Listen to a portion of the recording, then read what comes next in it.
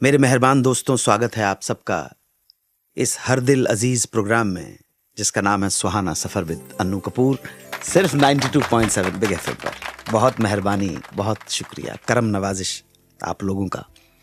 बहुत प्यार दिया है और आदमी बेसिकली बहुत लालची होता है, उसे और चाहिए होता है। तो जितना प्यार दे रहे हैं ये तो चाहिए ही आप सबका। इस प्यार के अंदर आप सबका आशीर्वाद चाहिए और आशीर्वाद के अंदर और मीठा मीठा प्यार। आज के सुहाने सफर में जो अफसाने आपके लिए लेकर आया हूं उसकी एक झलक पेश खिदमत है। आज मैं आपको बताऊंगा गीतकार योगेश के जीवन से जुड़े उस किस्से की जब वो एक म्यूजिक डायरेक्टर के घर ये सोचकर रोज चले आते थे कि वो कभी ना कभी तो उनकी रचना पर कोई गीत बनाएगा, और वो म्यूजिक डायरेक्टर रोज ये सोचकर उन्हें बुला लेता था कि कभी ना कभी तो इसकी धुन पर योगेश जी कोई गीत लिख डालेंगे। दोनों के बीच का एक कंफ्यूजन कब तक चला, कैसे दूर हुआ, ये किस्सा आज के एपिसोड में।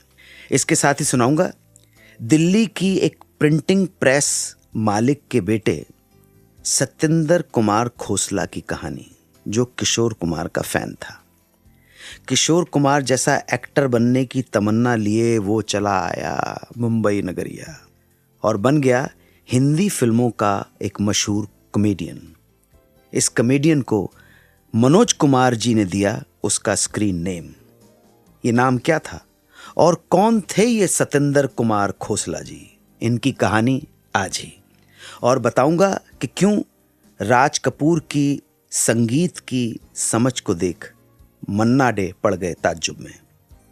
और बताऊंगा हिंदी सिनेमा के सुपरस्टार राजेश खन्ना के बारे में जो ज्योतिष पर बहुत विश्वास करते थे और फिर एक दिन क्यों ये विश्वास उठ गया।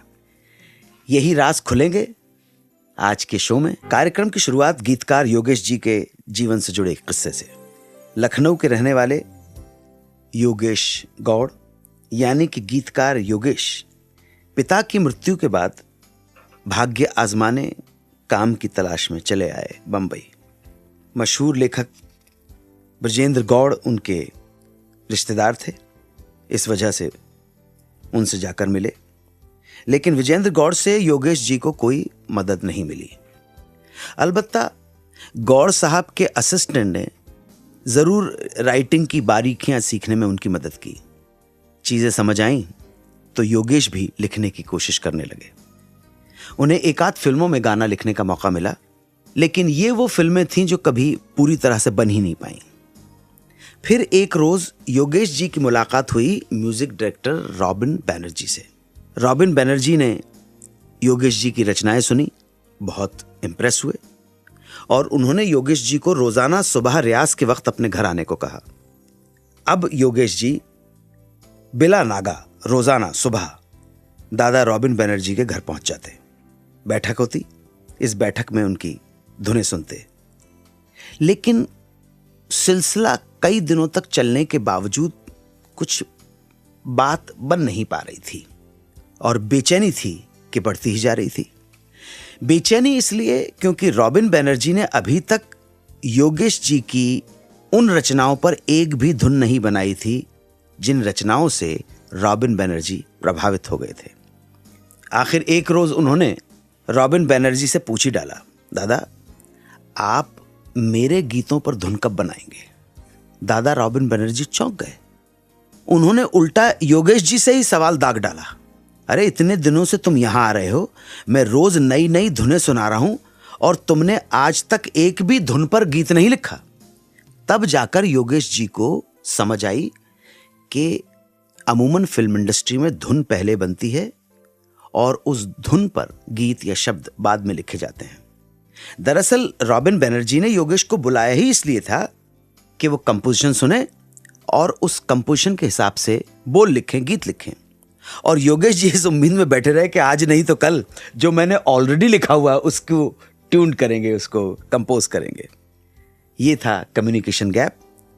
बहरहाल इसके बाद ये गैप नहीं रहा, दोनों की गलतफहमी दूर हुई और रॉबिन बैनर्जी की फिल्म सखी रॉबिन से योगेश जी का करियर स्टार्ट हुआ।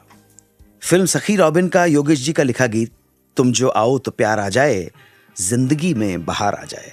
बहुत चला, बहुत मशहूर हुआ और आज भी उतना ही मशहूर है। दिल्ली से एक्टर बनने आए सत्येंद्र कुमार खोसला को मनोज कुमार जी ने दिया फिल्मी नाम और इसी फिल्मी नाम से वो मशहूर हो गया, मशहूर एज ए कॉमेडियन। कौन था ये शख्स जिसका ओरिजिनल नाम था सत्येंद्र कुमार खोसला? मैं बताऊंगा। आप सुनते रहें सुहाना सफर विद अन्नू कपूर, सिर्फ 92.7 बिग एफएम पर। 92.7 बिग एफएम पर आप सुन रहे हैं रेडियो का number 1 show Suhana suffer with Annu Kapoor.